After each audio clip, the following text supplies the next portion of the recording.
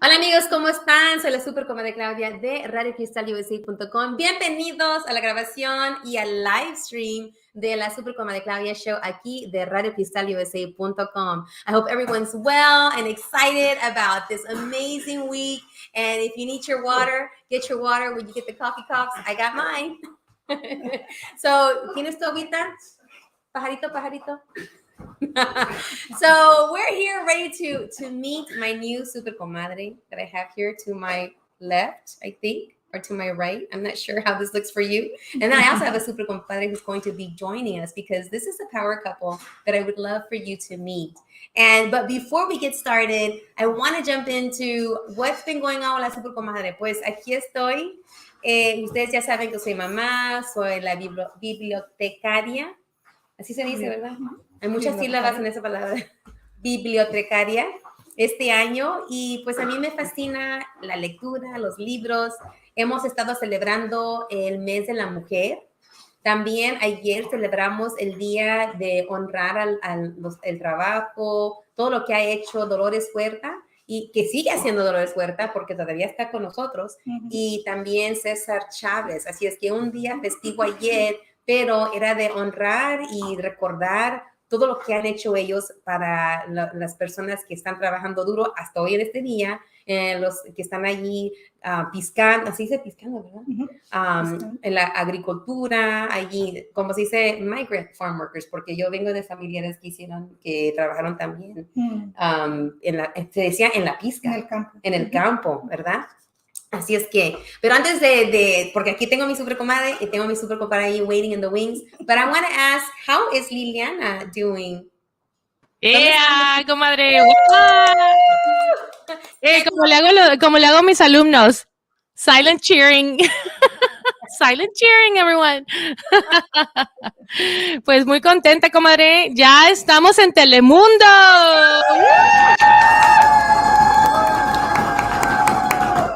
Yeah, our show aired last Saturday and Sunday in Louisiana, in let me see, Port Arthur and Lake Charles and I forgot Beaumont, and it's going to be airing in Washington State. Wow. And it's also going to air in Missouri State. Oh, in Missouri State. Oh my gosh! Wow. So little by little, we're going to conquer the world. Yeah. So happy, comadre, de ser parte de la familia Telemundo también. Ya tenemos dos casas, la radio y la televisión. So we have two houses now, radio and TV. Oh my gosh, this is such a blessing because, sometimes when you see these things happen and a lot of people don't see like all the work, all the ins and outs, all the long nights, all the years. I mean, you've been doing this for a long time. Yeah, well, I've been doing radio since 2012. Yes. And you came on the boat. You joined us on the boat in 2016. Yes. Así que echándole ganas. Dicen que la persistencia te lleva a tu meta. Dicen, ¿verdad? Y ahí vamos, poquito a poquito, little by little, we're getting there. And consistencia. Sí, sí, cómo no, súper comadre Liliana. Y gracias por siempre tener en la mente el sueño y haciéndolo realidad. Y cuando ves a las personas que dices, quizás esa persona, and you're like, let's do this. And we're like, okay, let's do it. Yeah. Ever since I met you and I knew you had it in you. And I knew you had the dream that we were on the same page. We're on the same boat, literally. We're on the same boat, yes. And so I said, here, comadre, take this and let's row together. Yeah, we have been rowing. Let's row this boat. Vámonos, echarle ganas. Y bueno, pues así, that's the way to do it. Para eso son las comadres. That's what comadres are for. Exactly. Right? Y para eso son las super comadres. All right, so I'm super excited. I mean, so many blessings, and then it's like a combination of hard work and blessings like coming together. and then an explosion. And then I'm so surrounded by so many amazing souls, humans, people who have their dreams, and they're exploding around me too, literally a while ago. But but you know, it's and that's what the beauty of coming across amazing stories and journeys and resources that I love to showcase and show here.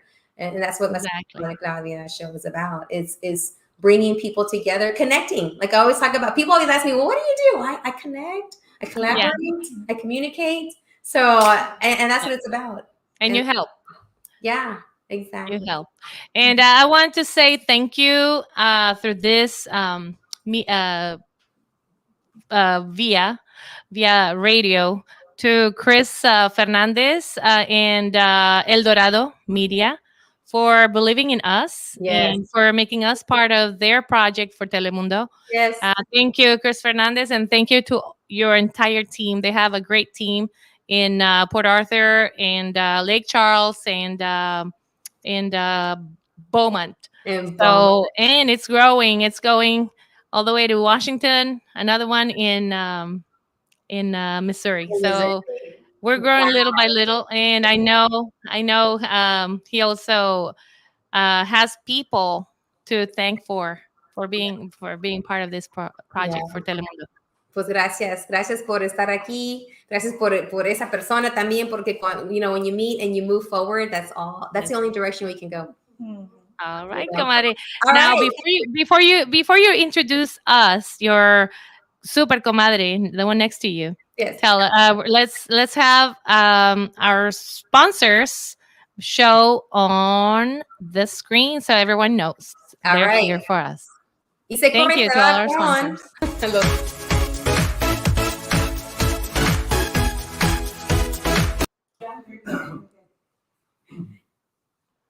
Is it still on? Come on. Ya está. I don't know what's going on with it. Ya está aquí. I don't know what's going on. Se acabó el baile. ¿Me oyes, comadre? No. Well, I'm just pretending. ¿Me escuchas? Oh, yeah. I can't. See?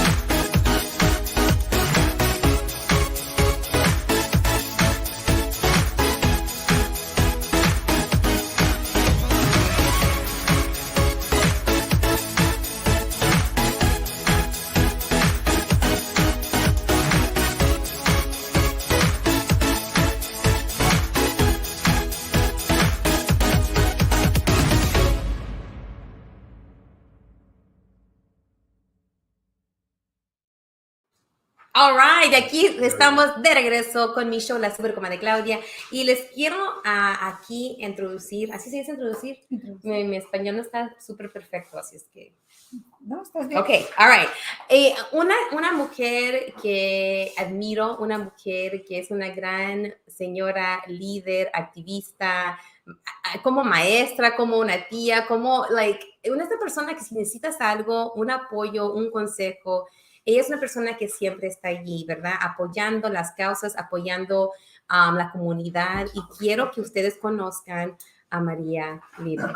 Gracias por estar aquí. Gracias. So, dinos un poquito de ti. ¿Quién es María Lira para que la audiencia te conozca? María Lira es una mujer que está enamorada de toda la gente. Es una mujer que le duele mucho lo que le pasa a los demás y que siempre está preocupada. Siempre está preocupada de que todos estemos bien. Los de mi casa, los de afuera, donde quiero que voy, a veces ni los conozco. Yeah, yeah. So, esa es María Lee, es María lo que Lee. te puedo decir. Sí, sí, sí. Y yo te conozco por verte en las causas a veces que hay una demostración, ¿verdad? Me acuerdo mirarte mucho especialmente cuando la gente indocumentados, que no tienen, indocumentados, undocumentados necesitan ese apoyo, o cuando el doctor Lira, que estaba corriendo por ser board trustee, por ser parte de la mesa directiva, ¿verdad? De HISD, de Houston Independent School District. O sea, yo siempre te veía con tu familia, ayudándoles a ellos, pero también ayudando a la comunidad. ¿Cómo te nació? ¿De dónde viene eso de dar de ti? Yo soy de México, de Nuevo Laredo. Ajá. Y yo crecí en la frontera viendo pasar los indocumentados. Sí. Y yo era muy niña, solo no entendía qué pasaba en el puente. Sí. Lo que veía es que los traían los oficiales de inmigración, los ponían en medio del puente y luego les daban su aventón para que ya se fueran a su país, ¿verdad? Entonces yo veía eso y a mí me molestaba mucho eso. Yo le preguntaba a mi mamá, ¿por qué les hacen eso?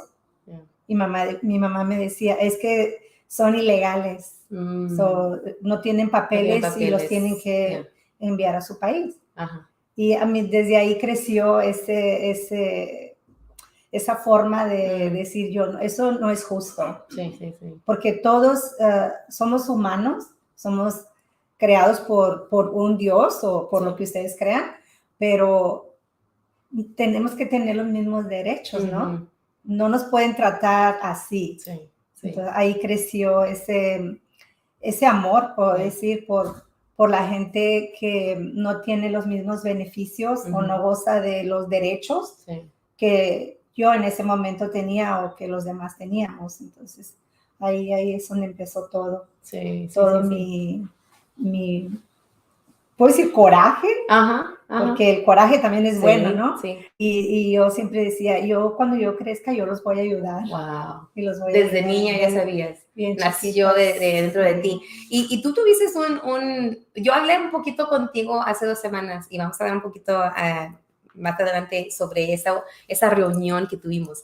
Pero yo conocí, y tú me platicaste de lo que hacías antes y como ese don de ayudar a la gente te llevó a ser enfermera. Sí. Habla un poquito de cómo fue esa experiencia y cómo pudiste ayudar a usar tu don de estar allí con la gente, de estar allí con los pacientes.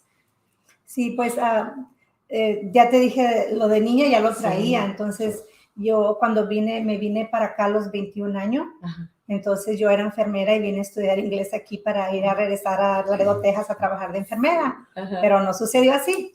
¿Por qué sería? No sé quién será el causante, pero sí, estudié inglés, empecé a trabajar como enfermera y todos los días yo oía las quejas de los pacientes y muchos eran indocumentados. Entonces, pues me contaban cómo se sentían como prisioneros, que no tenían la libertad de expresarse o de salir porque no tenían sus documentos. Y pues las enfermedades más bien eran como depresiones, ansiedades, alta presión. Entonces yo ahí empecé a entender que pues estamos enfermos por el tipo de vida que tenemos, ¿no? El estrés. Sí, pero al mismo tiempo oía las noticias y veía cómo seguían tratando a los indocumentados. Todo eso me recordaba cuando yo era niña, y entonces yo dije, wow, los mandan para allá y luego los que viven aquí viven peor, ¿no? Porque así tan siquiera los mandan allá y están en su país, pero aquí no son libres. Entonces de ahí es que empezó más coraje y una vez dije, ya no voy a ser enfermera y me voy a ir a la comunidad a ayudar a los indocumentados. Sí. Y ahí es cuando te conocí a ti, haciendo ese trabajo de estar ahí por ellos, de poner la voz, ¿verdad? Se dice, speak for them y organizar gente, organizaciones, qué se podía hacer, y es cuando yo también te conocí y empecé. Yo en ese momento también yo estaba, wow, ¿qué es lo que está sucediendo aquí? porque a veces uno no ve todo, o sea, hasta que alguien más empieza a decir o mandar los press releases, que vamos a tener un press conference, una conferencia de prensa. Entonces ya, ahora vamos a ir a la junta, mira, aquí estamos. Estamos viendo ahorita, los que están escuchando, estamos aquí viendo en el Facebook, en la página de María Lira. Si pueden, ustedes ahorita pueden ir a sus teléfonos, a todas sus redes sociales, ¿verdad? A todas las plataformas que tenemos y busquen a María, síguenla y apóyenla, porque ella tiene muchos recursos, muchas maneras de ayudar a la gente. Y si hay alguien que tiene una necesidad, por favor, conéctense con ella, un mensajito siquiera, un messenger o algo, ¿verdad? Si hay una pregunta para que ella te pueda dirigir, con quién hablar y una organización para ustedes. Así es que yo me acuerdo hace 2 semanas, hace 3 semanas, creo que te dije, hablamos de qué sigue con la Super Comadre Claudia. Y luego quiero que tú hables un poquito de ahora qué está haciendo María Lira para la comunidad. Porque tienes ese don de escuchar a la gente, de ayudarlos, de darles consejos o recursos. Ahora, ¿qué está haciendo María con todos esos dones? Bueno, pues ya sabemos todos que es muy difícil la oficina de migración, no podemos con ella, es federal. Uh-huh. Localmente yo iba y protestaba y caminé marchas y todo, y me arrestaron también en Washington, me arrestaron. Yes, pero después empecé a entender que localmente no podemos hacer mucho. Uh-huh. Entonces dije, bueno, pues no quiero perder tanto el tiempo en andar haciendo todo esto, pero no ayudarlos. Entonces empecé a crear no es organización ni nada, pero empecé a crear como un programa personal donde empecé a buscar recursos para ellos. Entonces, buscando recursos para ellos, me di cuenta que pues yo también tenía que buscar recursos para mí, para poder empoderarme más, ¿no? Para poder ayudar más a la gente, porque pues gente me buscaba y lo escuchaba sus historias y me empecé a dar cuenta que tenemos muchas cosas, muchos dones, muchos talentos, pero no los podemos sacar porque pues estamos a veces con las creencias de cuando éramos niños y nos quedamos con esas creencias creyendo que ya se acabaron las oportunidades, que ya tenemos que quedarnos aquí. Entonces, para la gloria de Dios, encontré una escuela que es de Ecuador, pero gracias a la pandemia, que la pandemia cambió a todo el mundo, ¿no? Empezamos a ver qué otras posibilidades teníamos, porque pues ya no podíamos salir. Entonces, ese fue mi caso, viendo toda esta problemática, dije, no, pues voy a aprovechar que estoy encerrada, que no puedo andar allá afuera, y empecé a estudiar en línea el coaching ontológico, se llama. El coaching ontológico, que quiere decir el estudio del ser humano. Entonces, cuando yo oí esa palabra de el estudio del ser humano a través del coaching, dije, pues eso es para mí. O sea, es para mí. Yo necesito que prepararme bien para poder salir más y empezar a ayudarle a la gente a cambiar sus vidas. Wow. Porque ahora me ha cambiado mi vida también. O sea, a pesar que he hecho todo este trabajo comunitario, nunca acabas de aprender. No. Y me acordaste de un dicho que se dice en inglés, bueno, lo usan mucho las hermosas, ¿verdad? Cuando dicen, póngase una mascarilla de oxígeno antes de que ayudes a la persona enseguida de ti. Eso lo que tú estabas diciendo ahorita es de que yo, para saber cómo seguir ayudando, yo me tengo que ayudar primero. Sí. Wow, that's... Sí. Eso y entonces, yo me acuerdo que a veces teníamos juntas o reuniones, una protesta o lo que sea, y luego preguntamos, ¿dónde está María Lira? Y el doctor Lira decía, no, está en su clase. O sea, estaba afuera en el carro, o estaba arriba en otro cuarto, en otro, ¿verdad? Pero era la clase, me imagino que era la clase en línea, ¿verdad? Que tenías que aprovechar cualquier tiempo, ¿verdad? Y decía, está en clase, ok. Pero yo no sabía qué clase. Sí, ese era el coaching ontológico. El coaching ontológico. En línea. Entonces me acuerdo de platicar contigo, ¿verdad? Porque yo como maestra, soy maestra, ¿verdad? De vocación, pero también siempre, y aquí vamos a ver, mira, hablando de maestras, acaba de a terminar o presentarse las graduadas del primer Latina Leadership Academy, que era parte de... no, y aquí tenemos a Angélica Casares. Angélica, estamos viendo aquí fotos de Angélica Casares, que es una graduada también. Mary Ann, que está aquí de audiencia, Mary Ann García. Y también tenemos a Maritza Durán. Ellas fueron por el programa Latina Entrepreneurship Academy por LULAC. Which LULAC Council?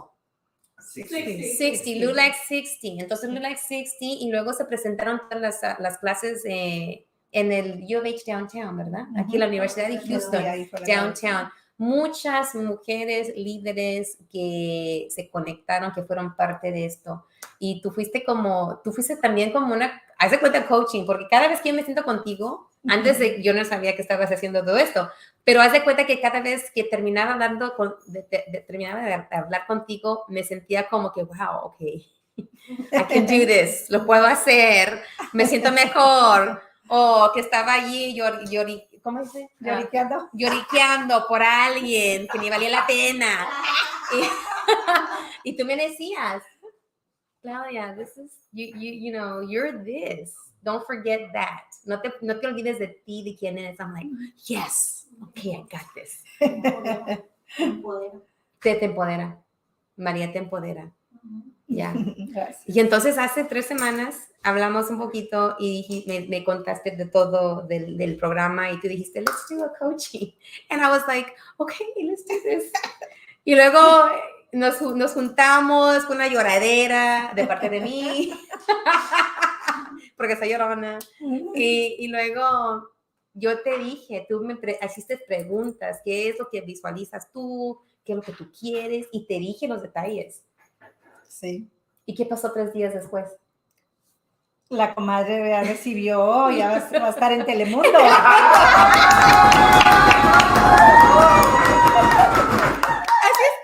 how that happened. Y yo te dije exactamente lo que quería, pero te dije, yo no sé cómo voy a hacer esto. Y tú me dices, ya hice la tarea. Ya, sí, era una carta, sí, una carta que tenía que escribir, pero no la escribí, la hice de otro medio. Okay, le hice un recording. Mejor. Entonces puse la cámara, hice una carta a las personas que tienen que hacer la carta. Y luego yo visualizaba unos globos de todos los recursos que yo doy a otras personas, ¿te acuerdas? Yo soy muy buena para darle a recursos a ti, y allá, pero yo no me quedo con el bouquet de balloons. Yo siempre ando dando los balloons a todos lados. Y tú me dijiste, look at your balloons, mira tus globitos y luego haz tu bouquet. And I was like, okay. ¿Y ya lo tienes? Yes! So, if you need a coach, and I remember you said this very clear too, Mania, tú dijiste al principio, yo no soy tu consejera, yo no estoy aquí, pero, te voy a decir pero parte del coaching, tú dijiste que muchas cosas que nosotros hacemos o no hacemos es por nuestra niñez o adolescencia o las creencias, ¿verdad? Y ahí sacamos cosas, tú hiciste que yo sacara trapitos por aquí y por allá, y luego empecé a usar los trapitos para las lágrimas. Pero tú me ayudaste en ver unos obstáculos que yo sola me ponía. Yes, but so guys, if you need a coach, please, is it okay? How can people reach you? ¿Cómo te pueden contactar si necesitan un tipo de reunión contigo para que tú seas el coach de ellos? ¿Cómo te pueden buscar para que puedan hacer esas citas contigo? Pues pueden ir a mi página de Facebook y me pueden mandar ahí un recadito y yo los puedo aceptar de amigos y luego me mandan un mensajito y ahí nos conectamos. Así es como hago yo mis servicios. Sus servicios. Sí. No de coaching, pero para dar recursos a la gente con la ciudad de Houston. Así es como yo trabajo. Y luego ya después vas a poner tu página del coaching con María Lira. Sí, no me gradúo hasta el siguiente mes. Okay. Ya estoy por graduar. Sí. Yes! Otra celebración. Oh my gosh. much. Entonces, y ya después, María va a tener su página, va a tener su Instagram, va a tener su TikTok. Sí, de todo. De todo. Y acá el cheerleader para que puedas hacer tu cita ya después de que se gradúe en mayo, ¿verdad? En mayo va a ser la graduación y ya después ya tú puedes contratar aquí y acá y luego yo voy a hacer tu primera graduada. Graduada. Sí. No, ya estás graduada. Todo lo que me dijiste que querías ya. Not yet, estamos porque falta todavía el hour long show. Okay, bueno. Sí, por todo el mundo. Porque solamente es que eso no me lo dijiste. Es 10 minutos. Ahorita. Tú nomás me dijiste que querías aquí, no me habías dicho. That's true. So, necesitamos otras. Por eso vamos a tener la otra sesión. Right. Next level. Okay. Part 2. Bueno, pues ya acaban de conocer a María Lira. Es una mujer que tú tienes que sentarte con ella, tomar un cafecito y escucharla, hablar, get to know her because she's an amazing community leader and activist. She is part of an amazing power couple here in Houston, Texas. These are established members of the community who have always been there to lend a hand, lend their voice, time, talent, treasure. And if you have not gotten a chance to meet them, please follow them, please get to know them, and also ask, how can I help and support what you do? Because that's what this is about. So just in summary, you know, Maria Lira is an amazing person, you know, that's been out there. So connect, reflect on what you need, you know, before you reach out to people as well, like Maria. Think about, well, what are my needs? Let me think about what I need. What do I want? Because we're not used to that. Nosotros no estamos acostumbrados, especialmente en la comunidad hispana, de decir lo que yo quiero. Porque mucha gente dice, pues, ¿qué te crees tú? No. ¿Y tú qué te crees? Y eso es una cosa que tú y yo hablamos, ¿verdad? Un poquito de que a veces de pedir las cosas que queremos, nos sentimos como con, like, guilt. ¿Cómo se dice guilt en español? Culpable. Culpable. Como que yo no merezco esto porque quizás las creencias o la cultura, lo que oíamos de niños, ¿verdad? Tú tienes siempre que dar, pero si tú das mucho y luego ¿con qué te quedas? Pues siempre, como las plantas, crecemos. Like, todos los días das, pero también el universo te da también a ti para que no se te acabe. No se te acabe la pila. That's right. Oye, hablando de pilas, tú haces mucho para ti, tu comunidad, tu familia, tu nuevo trabajo que vas a tener, que no es trabajo para ti porque es algo que te gusta y te encanta, es tu don. ¿Qué haces tú para retroalimentarte? O sea, las pilas se te acaban, pero ¿qué haces tú, María, para seguir al día siguiente? Yo ya estaba contigo, ¿verdad? ¿Te gusta el baile? Sí, me encanta.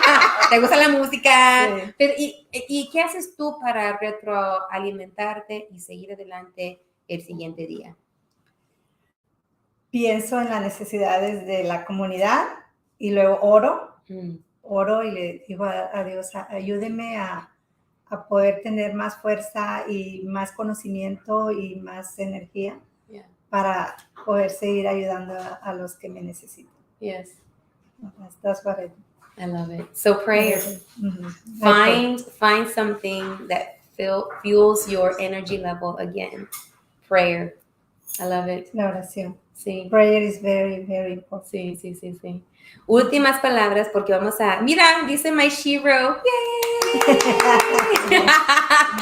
Ahora, unas últimas palabras porque vamos a ir a unos mensajes de los patrocinadores y luego vamos a tener the other half of this amazing power couple, Dr. Sergio Lira. Brillito Lopez, where can we find a directory of the community leaders you work with and resources for people in the community? All right, so we got to help out with Brillito, como ustedes, cómo conectarse, conectarse. Hay muchas sílabas de esas palabras. Conectarse. Y también, sí, good question, Brillito. We will find a way to put that information in the comments so that you can get connected. Valdemar Rodríguez, gracias. Gracias, señora María Lira, por todo lo que hacer por nuestra comunidad. Thank you, Valdemar. Otro super compadre que ha estado en el show. Gracias por estar aquí conectado. Marisa Durán. That's my friend.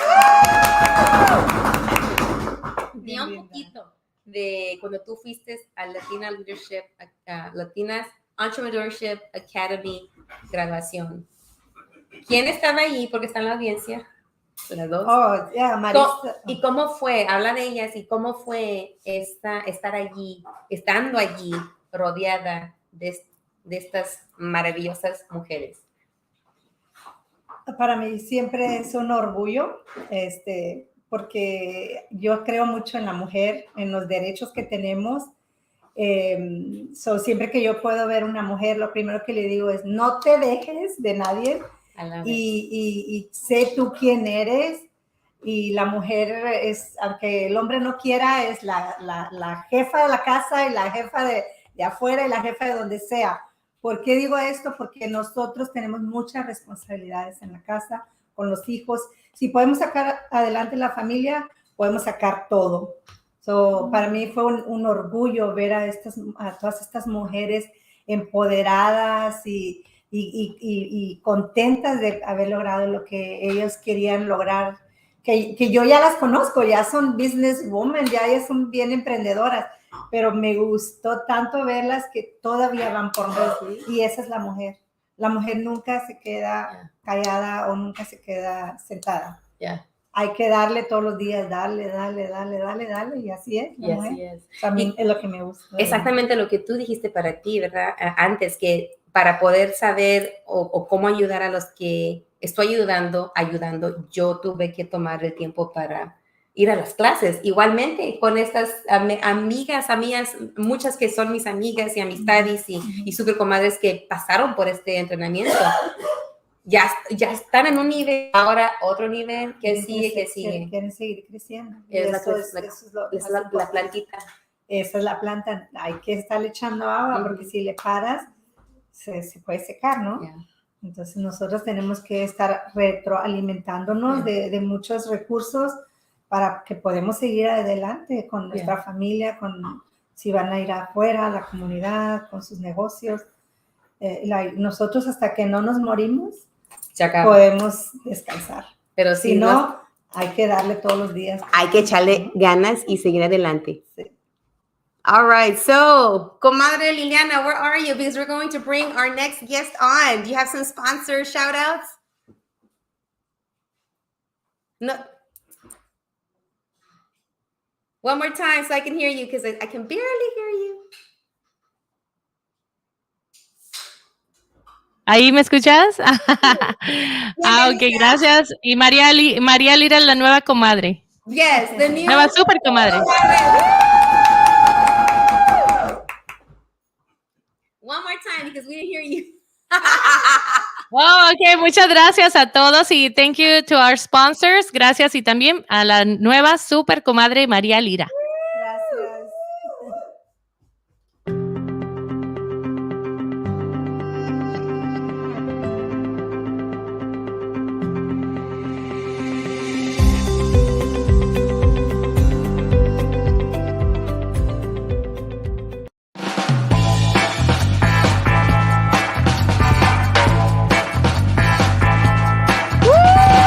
¿Cómo están todos?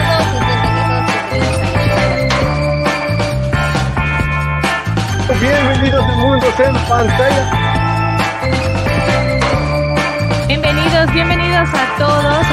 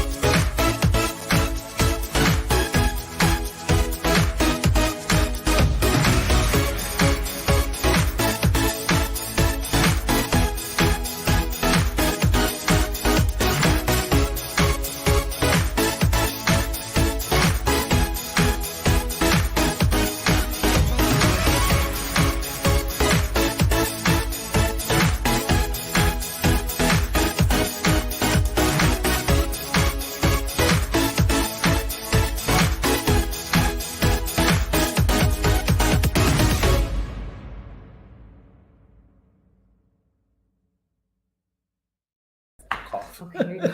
Hola, ¿cómo están todos? Y aquí estamos de regreso porque tengo otro invitado súper aquí, que es una persona súper también, súper especial en mi vida. Y vamos a hablar un poquito más en inglés y un poquito en Spanglish, un poquito en Tex-Mex, así es como salga, es lo que cuenta. Y aquí, now I have the other half of this amazing power couple, the Liras. This is Dr. Sergio Lira. Welcome. Thank you. Thank you for inviting me in your show, Super Comadre. I know, finally, it's been years. I'm like, I'm gonna have you on. And you're like, when am I gonna come on? Yes, I'm gonna have you on. And you know what? We're here. That's right.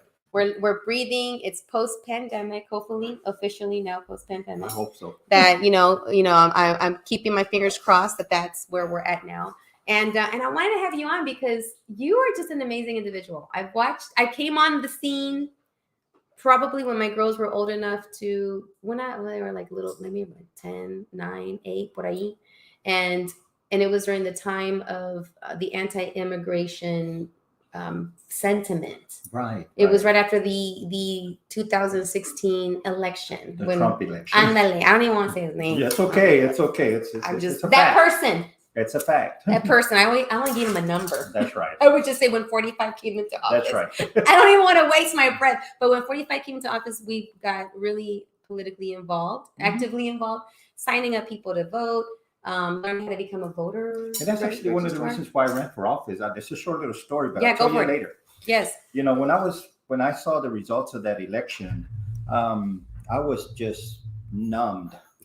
Right. Because we worked so hard Mm-hmm. for the first female woman to become president of the United States, Hillary Clinton. Yeah.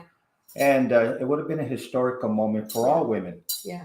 But and humanity. And for humanity, yes. Of course. So one day I was watching a program, yeah, and Michael Moore on TV said, "You know what? If we're unhappy about this, we have to do something." He goes, "Everybody, you need to run for office." It started at the school board. And that was something that a lot of folks don't know. Wow. Mm-hmm. I did not know that. Mm-hmm. Amazing. And I was right there when you announced, and I was right there when you ran, and I was like, I know that person. And you're part of why we have this day that is honoring Cesar Chavez and Dolores Huerta. So some people, to this day may say, and you probably came across it, who are they? Yeah, oh, absolutely. So talk a little bit about your work, stepping into that election, what that was like to do that work, to run a campaign, to be a part of that, and then win your position, and then, be in that position. Talk a little bit about that so the audience gets a chance to know Dr. Lira as that person that ran. Yes, the spirit of Cesar Chavez has been part of me for a very, very long time. When I was a young college student, mm-hmm. actually navigation, there was a group called Latinos Unidos, okay. And we were there at Yolanda Navarro's restaurant, and we had some warriors. Mm-hmm. You talk about political leaders that were warriors. I'm talking about Ben Reyes, Mario Gallegos, Roman Martinez. These folks fought the status quo head on, they did not shy away. They did not sugarcoat, because their heart and passion was for the community, mm-hmm. and to provide resources. But as a young man, and even in high school, and even now, it's sad, but I learned about Cesar Chavez and Dolores Huerta, the hunger strikes, how mm-hmm. he sacrificed his life with hunger strikes. A lot of folks don't know this. There's an iconic picture where he breaks bread with Bobby Kennedy. Yes. Everyone knows that picture. Yes. And they think there was only one hunger strike. But actually, he did 3 hunger strikes. 3. And the hunger strikes was very Christ-like. Is that where you sacrifice your life for others. So the message of Cesar Chavez is not only to raise the minimum wage, which I fought, mm-hmm. to midnight on mm-hmm. the budget to raise the minimum wage for the support staff, was in the spirit of Chavez. Yeah. Cesar Chavez raised the minimum wage for farm workers. Yeah. So his spirit, his ideals are embedded what I've learned in high school.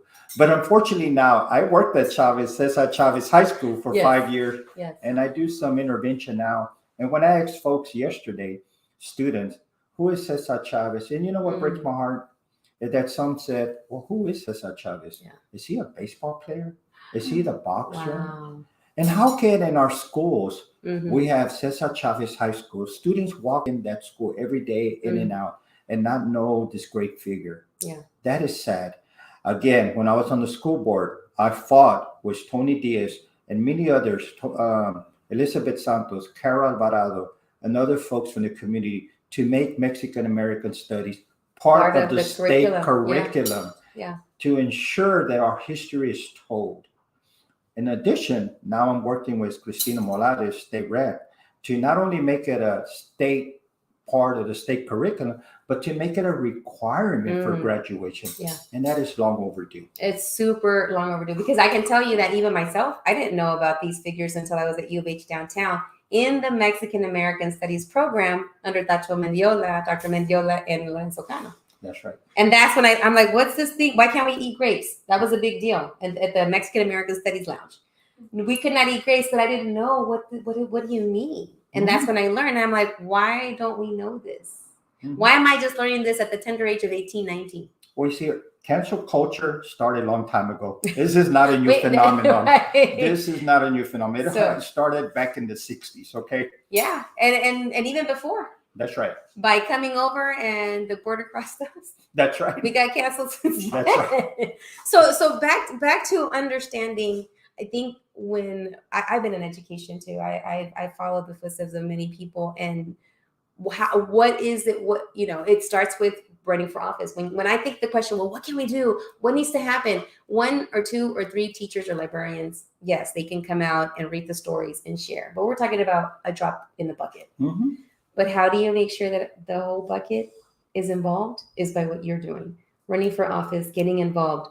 What is next for Dr. Lira? What are you doing? What was happening yesterday? Because there's a lot of little moving parts. Yes. There's the education piece, and now we're talking about voting, and now we're talking about making sure people can vote and that they know where to vote, and can we get representation? Because it seems like the game, if it's not going in favor with some group, they change the rules. That's right. So talk about that. Well, that's a good question. Very good question. Now that I'm away from education and after serving on the board, I realized that we were in a bubble, a bubble of education. That's the world we live in. We breathe in every day from the morning, sunrise to sundown, weekends, and that's the world we live in. That's the world. But the world is much bigger. Yeah. Not only is there an educational bubble, now I realize there's a criminal justice bubble. There's a city government bubble. There's a state bubble, federal government, religious bubble. All these bubbles they affect everyday lives. And if we can provide a good education, we become the leaders into those bubbles to make a difference. Yes. So these bubbles, what I'm working on now is on the municipality, federal government side, because we are underrepresented in our city and all institutions, private and public. Say this again, out loud for the people in the back. When you say we, you mean Latinos, Hispanics, are underrepresented across the board. And break it down for the common person. Like, what does that mean? We're underrepresented where exactly? So so the people that are listening are like, oh, I didn't know. Well, perfectly. Thank you for that. We need to get this message out all over the city. We are now, based on the 2020 census, we are now the majority in this Harris County and Houston area. We're now, they say 46, but I say 50% because of the undercount. But we're now the majority. We're underrepresented in city government. The most flagrant example, the worst example of underrepresentation. How can we have city government with only one Latino representation? And when you say city, you mean City of Houston. City of Houston. And we're looking at council members. And how many council members do we have? 16. We have 16. Out of 16, you got one. So that's a serious math problem. That is 6%. That's that, and we make 50%. 50%. Okay. Wow. Well, not only that. Not only in city government, we're talking about all institutions. We're just talking about it here. Yeah. Now let's take it to the state. The state level. Let me just. Hold on. Let me break. Yes. And local boards in Uh-huh. corporate America, the Metro Board, one Latina. Mhm. And our corporate America, our boards and directors of corporate enterprises in the city of Houston were less than 3%. Less than 3%. Less than 3%. So we're talking about, let's por decir, we're talking about Chevron.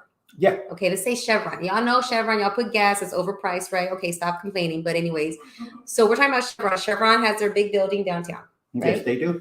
Chevron has their board of Directors. So you're saying that every major company planted here in Houston has a board about, what's the board? 12 people? Maybe? 12 people. 13, por ahí, 13, 14 people at the most. And you're saying that what percent makes? 3%. We make 3%. Of all. Let's just say we have Shell, we have Chevron, we have Energy Bank. we're the oil and gas energy capital Of the nation. I want to say the Of world. the world. Of the yeah. world. Right. So you're saying in a city where we make up 50%. 50% of the population. population, and we only make up 3% of the boards here. And then you're also saying we only have one council member who looks like me That's right. and may speak up for me. That's Now let me push back a little bit on that, because I always get that too, and I like this question, and I Feel want to free. hear your answer. Yes, ma'am. But if the person is qualified, it doesn't matter what they look like. Well, you know what I say? We have a wonderful mayor who's African American, and he's doing a great job. But you know what? We prefer our own. Don't you think we deserve our own? Mm-hmm. That's what I respond. Okay. Yes, that's what I say. And not only that, Yeah. I think we deserve equitable representation. Yeah. Because the Latinos, whether you're documented or undocumented, we spend over What's the money? $85 billion in this economy. Houston, Harris County. We deserve equitable representation. And you're saying, and one thing that you said from the beginning, I thought about my little balloons on the side. You talked about your bubbles and creating a weight, and the weight in all this is education. How do we make sure that education is equitable? How do we make sure that education opportunities, because I've seen it, Dr. Lita. I went to public school. I've been a public school teacher. Educator. I worked in the public charter school system, and then I had my girls in a private school for a while, and it's a whole different ballgame over there. And I'm like, well, Jesus Christ, the kids that I'm working with over here, pobrecitos, they're like 20 steps behind the start line, and I've been able to be in settings where these kids are like 20 steps above the start line. How do we equalize that so that the kids that are coming in that can't get into a private school and get all that? What can we do? What can I do? What can parents do? What can the community do? Well, it's a broad question. It's a very comprehensive question. I'm sorry. It's a big okay. open. We're passionate about it. I understand. Can you tell? Yes. No. Education. It should be a priority. In fact, healthcare is number one for Latinos. Because you got to be well. Yeah. Healthcare, jobs. If we don't have a job, you can't even afford healthcare. And then it's education, and then it's immigration. So education is really a top priority for our community, and we should take more note of it, as opposed to pigeonholing us in our discussion on mainstream media on just immigration issues. No, it's important, but the media and the other side love to hit on the immigration issue as the only topic that we're concerned about, but it's not. We care about jobs, our health number one, and also education. Without an education, you don't have the others. No, you don't. So you're not even able to defend the immigrant that comes here. So get a good education. Yeah. But back to your question, how can we tackle the challenge of the inequities in education? First of all, getting the right people in the right spots. That's what we need to do. Support and elect folks with experience. My frustration on the board was the lack of experience and the lack of knowledge of educational policy and issue. Yeah. They spend so much time on fluff, on pork barrel issues, that they don't get to the nuts and bolts. The nitty gritty is the most important thing is what moves the needle on student achievement. Exactly. What does the research shows?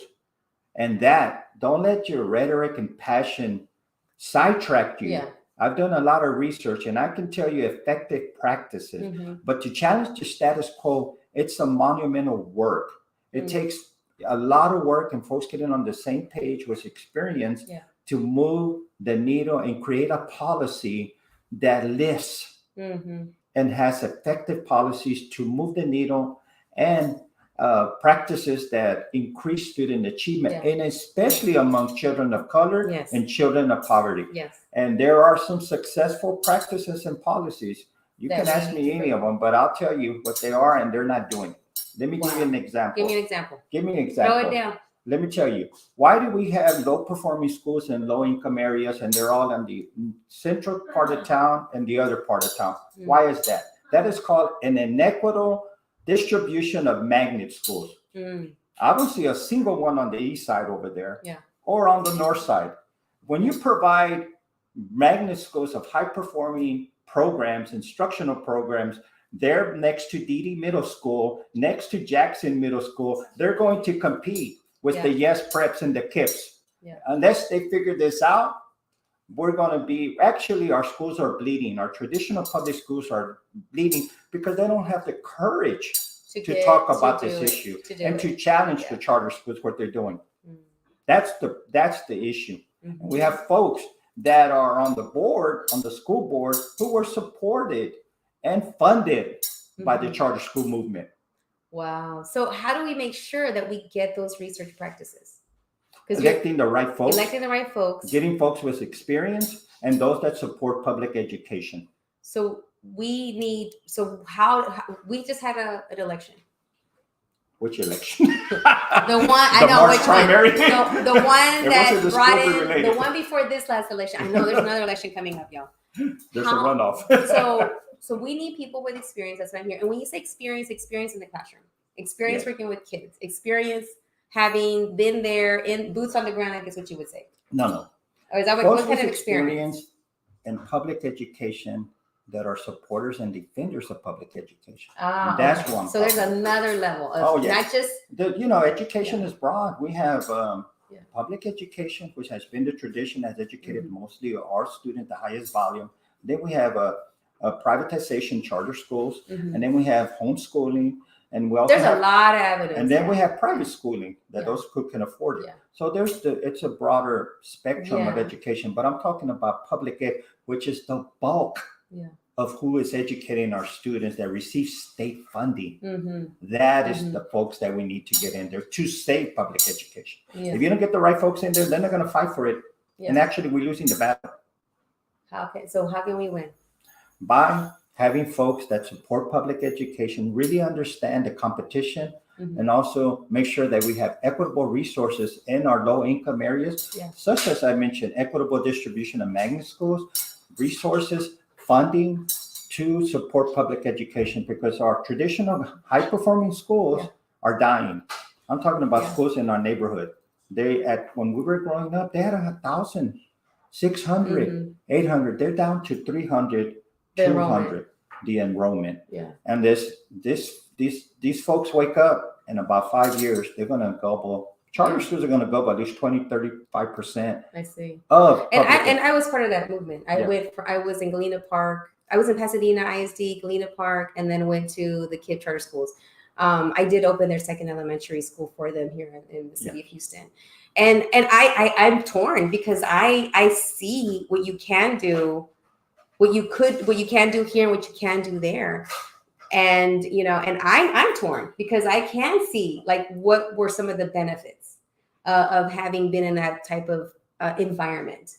And like, with any other place you go to, right, it's going to have its drawbacks and what have you on the bigger picture. Let me tell you this. I've done a lot of research and I read a lot of books. There's a book called Cutting Schools that it really explains in a well-balanced way the growth of charter school, the intention behind it to privatize public schools. There is another kind of under that.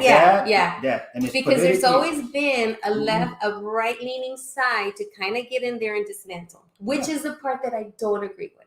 Right. But I'm more of like, hey, if we can come together and bring the best practices and do what's best for kids, let's do it. But don't do it in a deviant way. And not only that, the deviant marketing, not only that, but also they don't have a board to hold the superintendents accountable. You should be surprised how much those superintendents make in the charter schools. You will be amazed. Yeah, I know there's a lot of, there's no oversight in that. Absolutely not. They're not held accountable. Yeah. Fortunately, I was in one that we did have accountability. Like we had to go to a board. We had to show our numbers. We had to show our budget. We had to show everything. But the one that I was in. Request the salary of those folks. Yeah. There's so many that I know. Like I was all like, really? Like I can open up a school by myself and call it Claudia Montessori. Yeah. Like, who's gonna look over me and make sure that I'm not just like singing And why am I songs going all to pay day? you $500,000 Exactly. salary? You can. There needs you to know, be accountability. Yeah, absolutely. The Just other like- issue, let me tell you something. You asked about what can we do statewide. Well, you know, we have a Republican monopoly statewide. Talk about the state board too. Yes, The state board. State Board of Education. Yes. That's another place, because it seems like for me, when I was doing my homework, the State Board of Education reflects a lot, like, it doesn't have a lot of people with experience in education. I think Mike Absolutely. Morath used to be an IT person IT, that had his own company. yeah, TFA. So- He actually accreditates the charter schools. Mhm. And the Democrats that are on the state board are always outnumbered on the vote. The Yeah. statewide, what we I mean, need, they do. we also need more representation on the state board. So we're talking not just here, but we're talking state. Well, guess who accredits the charter schools? TA. And who's in charge of TA? Mike Moore. Morath. And he's also a TFA. Mhm, So he's pro charter school. He Mhm. believes in privatization of public schools. mhm. Now, that's where it all follows. If we Yeah. just follow that. Follow right? the line. Follow Follow the the. ¿Cómo se dice? The money path, or whatever. The money Yeah. trail. But let's not Yeah. shy away from it because it's No. hurting our kids and our communities. We cannot lose sight of why does a school like Tijerina, who was a powerhouse when I was growing up, a powerhouse, J.R. Harris, they were excellent schools. Yeah. Now they're down to 300, 200 Yeah. students. Why? Because of the growth of the charter school. Like you said, they use devious marketing strategies. Mhm. They're being funded by the Republican-led state legislature and the State Board of Education. And brings us back to 2022. Mhm. And the redistricting battle that LULAC is doing statewide, they're actually requesting, I testified before the state hearing a few months ago, that we actually need a new position based on the numbers, the growth in Harris County. We need another State Board of State Board of Education position here in the East End, Galena Park, Pasadena Yeah. area. So Yeah. LULAC is fighting that, and that's going to eventually lead to the courts. Mhm. So hopefully we need more representation at the So state. yeah, I remember Pasadena had a big case Oh, over yeah. there. Because the same battle that they were creating that large position Mhm. diluted the minority power. So- We're the opposite. We're So trying who's to voting though? Why are we voting this way? Now becomes another bubble. Let's bring that bubble of voting. How do we make sure that people don't vote against themselves? Shooting themselves in the foot. But first of all, you know why I find most frustrating and shocking? What's frustrating and shocking? Is that Besides we're most of the profession- numbers I see. We're professionals and educators, Mhm. and a lot of college graduates Mhm. are not even educated on these issues. That is the Yeah. most frustrating part. Yeah. And True. there's plenty of literature. There's plenty of books. There's plenty of movement. There's plenty of, you can go online and find all that. Exactly. It's easy to swipe and I find. think, in just my opinion, and this generation, the Instagram, TikTok generation, they just don't read as much as they used to. Oh no, they don't. I'm with you. So No, we I'm need to with read you. more. We need to be I am educated more. So with you. Okay. At the same time, though, I'm like having to make stuff in small bits and pieces. Like I taught, Dolores Huerta all day today until the cows came home, and Cesar Chavez, because I know that I work in a school that these kids need to know who these people are. Absolutely. Imagine if you were in the suburbs. Exactly. Thank God you're not in the woodlands. Well, Go I ahead. had a little güerito. I had a little güerito who is not Spanish, nada, and he was like, "Is your mom Latina?" His last name is Smith. Yeah. And I asked the question because I always begin with a question. I'm the librarian. I have the little story and everything, and then I showed them a little video of the people in the field so they can get an idea of what it looked like. And I said, but before I did, I said, anybody have any idea who is Dolores Huerta and Cesar Chavez, little white kid? And okay, and he told me, and I'm like, who are your parents? And I'm gonna call them and thank them. And give them a prize. Yes. Well, I gave him the prize. I go, your prize is to push the button on the video. But you know what the underlying message is? Yeah. Why didn't the Latino students respond automatically? We know. Yeah, who they're all there. Yeah. We all know who Martin We Luther King should. is. We all know who Rosa should. Parks is. Why don't we need know to who says bring that? them to that same level? Oh, long overdue. Which we is actually why have regressed. It needs. My Oh, Lord.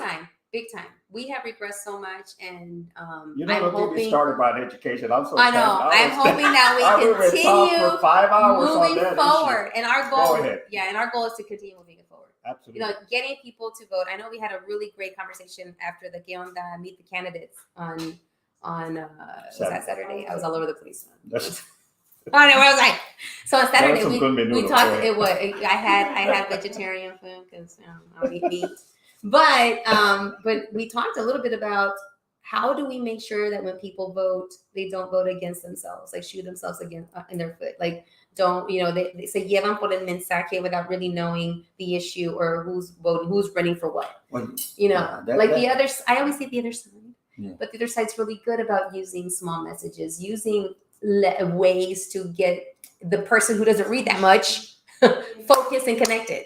Yeah, and you're right. Those who have the political power, those who have the resources, Mhm. are able to send out their messages more effectively. Mhm. Let's just say, for example, if I had $1 million and I want to get a message across, I can buy airtime. I can do these brochures Mhm. with just bulletproof, because all you need is 5 bulletproof, seven And times. No, actually, is it 5 bullet? That's too many. No, not Oh. the bulletproof. The message. Oh, okay. If I send you Yeah. 5 messages Mhm. with just one message, Mhm. it'll be ingrained in Yes. you, and you'll believe it. Yeah. And they're What's marketing? they're expert at marketing. So how can we need to become experts at marketing? We need to fund and have better marketing. And I'm just going to be honest, and all you guys out there, Listen. you may not you may not agree with me, but I'm just not going to sugarcoat this. We need to have folks stop hiring reporters, but marketing experts Mhm. and education. Yes. Yeah. And education that can move the needle Yeah. and really put the funding where it needs to be. Mhm. When I was on the board, I approved and I fought for better marketing of HISD, Mhm. because wherever I go, it's nothing but negative. I'm actually tired of defending HISD. You because- wanted to come from a different point. No. You want to create the narrative. Not only that, I want to see the successes and the Yeah. highlights. Yeah. We have 40 National Yeah. Blue Ribbon schools. Yeah. We have phenomenal schools. We Yes. have phenomenal leaders Yeah. who came at HISD. They Because need to nothing- be the spokesperson. Nothing attracts a party like a party. Absolutely. If you are out, if we're really good about putting bautismos together, weddings together, parties together, organize for this drive and that drive, let's take that to create. It's the Absolutely. same thing. Absolutely. We, It's even more important. What did we learn at the university? What did we learn in high school? Mhm. We learned about martyrs, Mhm. great folks who gave their lives for their community. Yeah. That's what we learned. Now let's apply it. Let's apply our Exactly. academic learning. Yeah. Instead of just chasing the profit, Yeah. let's apply our academic But learning to make a difference. let me add another piece to the qualified person, the person that needs to be leading. We need to make sure we find people, and I know this is hard, that have their heart in it. Absolutely. That's the hardest part, because those are the ones that are coming at it not looking for $1 or looking to bring their friend to get the request for proposal, Right. but someone that's going to really come in and do what's right. And sometimes the right thing is always not going to be popular. Right. And you may go down in flames or get voted out, but at least you can say, this is how I voted, because I wanted to make sure our kids got what they needed. And you're absolutely right. When you challenge the status quo and you come with a good heart and a servant spirit, that is going to be challenged. Mhm. And they would, make it difficult Make for it you. hard. Yeah, the Yeah. power forces are out there to protect their contracts, Yeah. to protect their political power. Mhm. And if you mess with that, they're going to come after you. Yeah. But in the spirit of those, I love history, and I Yeah. look at all the folks in history, and the common denominator is that they were willing to give their lives. Yeah. Cesar For Chavez, Cesar Chavez, Martin Gandhi, Luther King, Martin Luther King. Gandhi. And I always question this generation of entitlement of great resources. Yeah. Is where are the martyrs of Yeah. this generation? Yeah. I was growing up and I remember seeing my brothers all getting drafted to go to Vietnam Yeah, to fight yeah. for this country, to give their lives for this country. Mhm. And we were so patriotic and we were always very, claro que nos piden vamos a dar nuestra vida. Yeah. But why don't we do that for our community? Why don't we do that for civic engagement? Yeah. Are we so busy acquiring riches and material wealth That we forget. that we forget Mhm. our martyrs? Porque cuando te mueres tú, you didn't take all that with Y you. no te llevas a llevar No la te vas a casa llevar bien, eso. no cabe en la tumba. No, but what you will leave behind is a legacy Yes. of kids having access, of people becoming, civically engaged, of people, I always say, if you have a roof over your head and if you have a bed to sleep in at night, it's golden. Everything else is extra. Absolutely. If Your you're not health. hungry, if you're healthy, if you can wake up and walk on your 2 feet, you're gold. Absolutely. Everything else is extra. I always give thanks when I get home. Yeah. After a very long day, and I have a little comfortable bed, and I'm healthy, and I have food and shelter. Le doy gracias a Dios. Yeah. For the minimum. So That's all I we need. need that back in our kids Absolutely. and our students. Absolutely. And I started with my own too at home, and then at school, les sigo. I'm all y'all's moms. You know, they even call me mom sometimes, and you know, I'm pretty sure you got it too at school. Papa, you know, Absolutely. you know, where they call you dad instead of doctor, instead of That's Mr. or right. Dr. Lita. But it's that part. The education piece is the core. Absolutely. I see it. I always see it. And when you before we started, and you said when you left that bubble, you're like, damn, there's all these other bubbles. That's how I felt. I left education to become a full-time mom. That didn't last that long. Next thing you know, I became an education consultant for 10 years. You're still a full-time mom. I'm still a full-time mom. That didn't change. That job never But I just quit. couldn't stay at home, Dr. Nina. I was like, who do I talk to? You know, yeah. And back then, no había FaceTime, no había nada. So I'm like, I got these little blobs in front of me, and they don't say anything. You know. And so, love your energy and passion, Dr. Nina. Keep pushing the issues. So I ended up.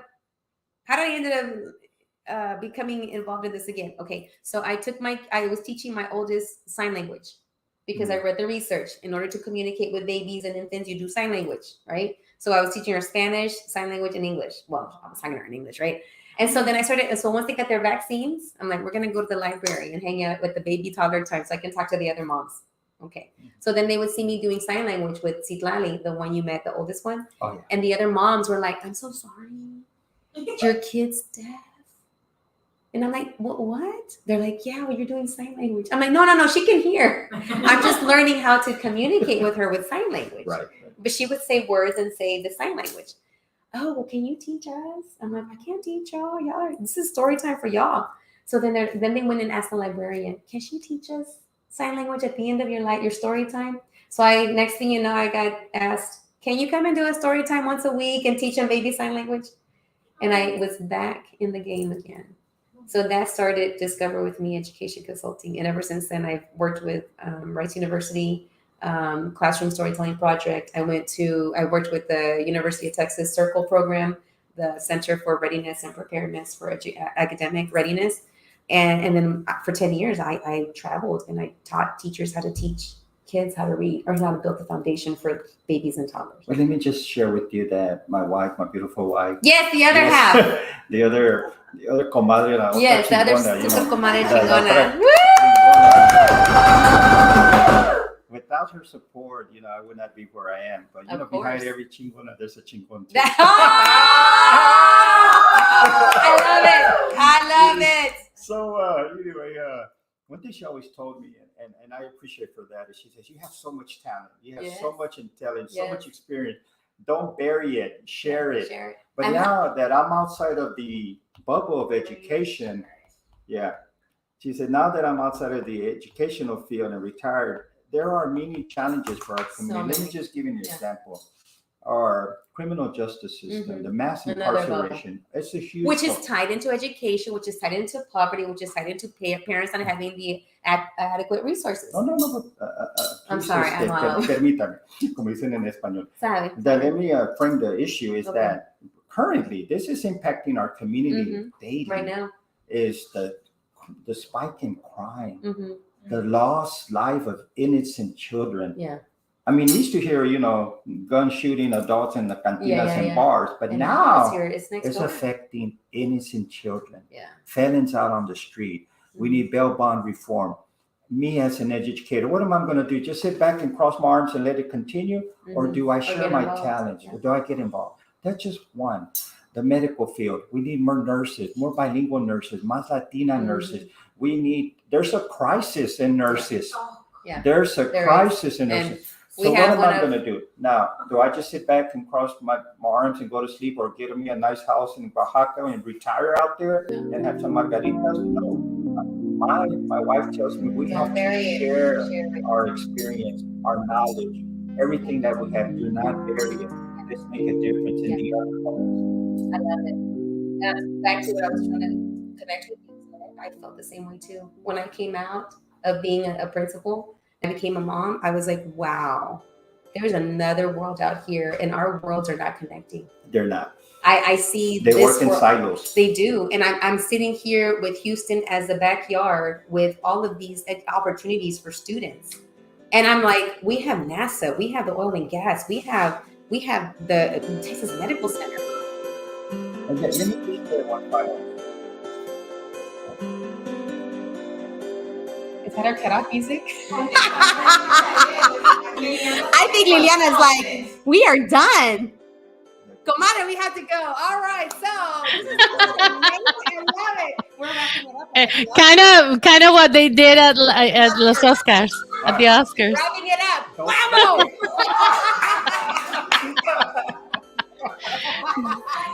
Do it again, comadre. Do it again. Do it again, comadre. Whammo!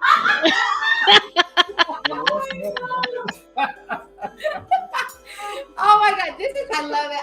We need to have this conversation again about education and bring in some teachers, bring in more people on education, and just have this conversation on what else we can do, what questions we need to ask, and what do we need to push for. And just let me just wrap it up. Our Wrap it up, battles because now- she wrapped this up she already. finished already? Yeah. All right, so Super Comadre. Great show. Thank you, Itza. So this is La Super Comadre Claudia.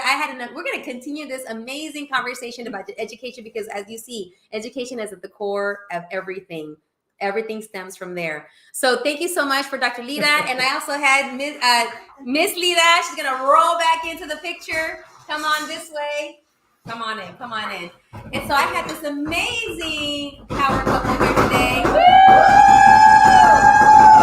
Follow them, watch them, and if you want to get involved in how to support La Comunidad, please get in touch with them. They're on all the social medias that we have, and you can always come back to the show, send us a message. We'll redirect them to them, or they'll see the messages from you. So thank you so much for coming on board and being a super compadre now. Officially. All right. And my super comadre, thank you so much, and thank you for everything you do, and thank you for all your support. And I'm proud to be your guinea pig. And as you know, that Super Comadre show, it repeats every day, daily, 10 o'clock in the morning, and again at 10 o'clock at night. And don't forget to follow, like, share us on LinkedIn, on YouTube, on Instagram, on Facebook, and don't forget to watch us on Telemundo every Saturday at 10 o'clock in the morning. Yay! Tan tan. Bye.